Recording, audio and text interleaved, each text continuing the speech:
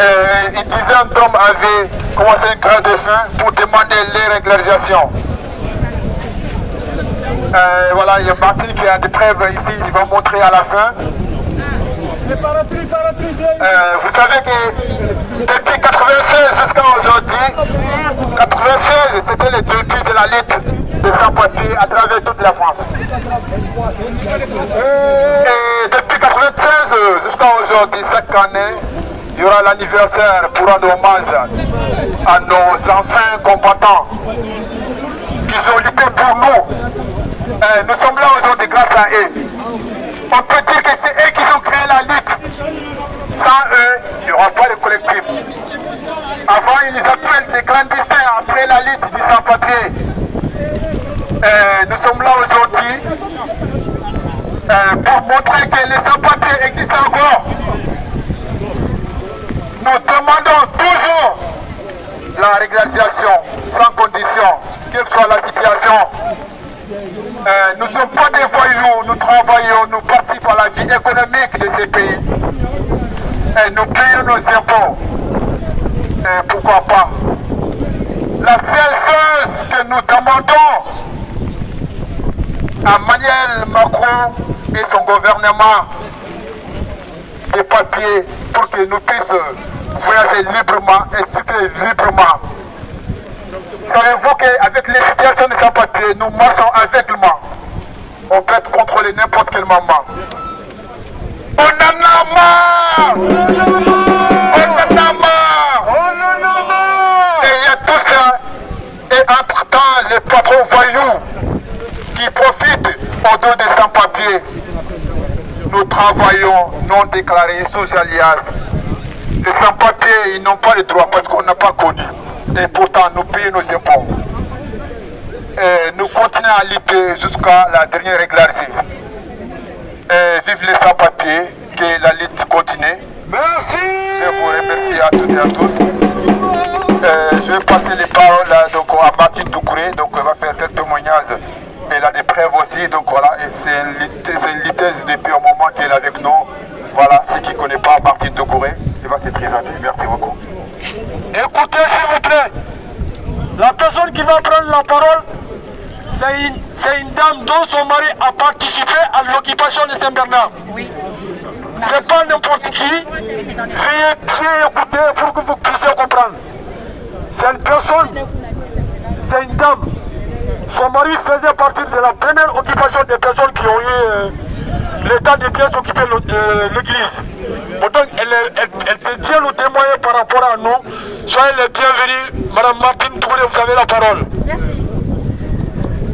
Bonjour à toutes et tous. Je voulais vous adresser un message de solidarité en ce jour du 28e anniversaire de l'évacuation de l'église des sans-papiers de l'église Saint-Bernard, 23 août 1996. Depuis cette date, cette lutte de demande de régularisation de tous les sans-papiers n'a jamais cessé. Depuis mars 1996, je suis à vos côtés pour votre demande de régularisation au séjour. C'est mon combat pour que vous ayez une reconnaissance juridique, une libre circulation à travers le monde. Vous avez quitté votre pays, soit pour des raisons de guerre, réchauffement climatique, raisons économiques, pour votre survie et celle de vos familles restées au pays. Ou trouver une vie meilleure et participer au développement de votre pays au travers de la création par vous-même d'associations villageoises de co-développement. L'article 13 des Conventions des droits de l'homme. Toute personne a le droit de circuler librement et de choisir sa résidence à l'intérieur d'un État. Toute personne a le droit de quitter tout pays, y compris le sien, et de revenir dans son pays. L'article 14. Devant la persécution, toute personne a le droit de chercher asile et de bénéficier de l'asile en d'autres pays. Ce droit ne peut être invoqué dans les cas de poursuites réellement fondées sur un crime de droit commun ou sur des agissements contraires au but et aux principes des Nations Unies. Vous êtes des hommes et des femmes présents sur notre territoire depuis de nombreuses années qui participent par votre travail au développement économique de la France dans les métiers les plus pénibles où il y a une pénurie de main-d'œuvre, à savoir le bâtiment, les travaux publics, la restauration, l'aide à la personne âgée et garde d'enfants. Pendant les Jeux Olympiques 2024, organisés par la France et la crise sanitaire Covid-19, vous avez toutes et tous travaillé en risquant votre vie dans les métiers suivants. Agent de nettoyage, agent de restauration, agent de sécurité, aide à la personne âgée, éboueur, garde d'enfants, manutentionnaire, ouvrier du bâtiment, ouvrier des travaux publics.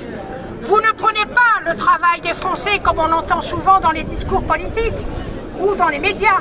Vous êtes corvéable à merci. L'État vous maintient dans une situation de non-droit et dans une grande souffrance psychologique par la peur des contrôles aux faciès qu'ils exercent de plus en plus sur notre territoire. Pardon. La France et toute l'Europe doivent avoir une solidarité politique d'accueil des migrants. Nous, citoyens, nous devons crier notre colère face à ces milliers d'hommes, de femmes et d'enfants morts en Méditerranée qui ont fait le plus grand cimetière du monde. Il y a de l'eau là. Aussi, j'en appelle à tous les citoyens de mon pays pour exiger la régularisation de tous les sans-papiers par la délivrance d'une carte pérenne de 10 ans, la fermeture des centres de rétention, le rôle des contrôles aux faciès et expulsions, le respect du droit d'asile, article 14 des conventions internationales des droits de l'homme.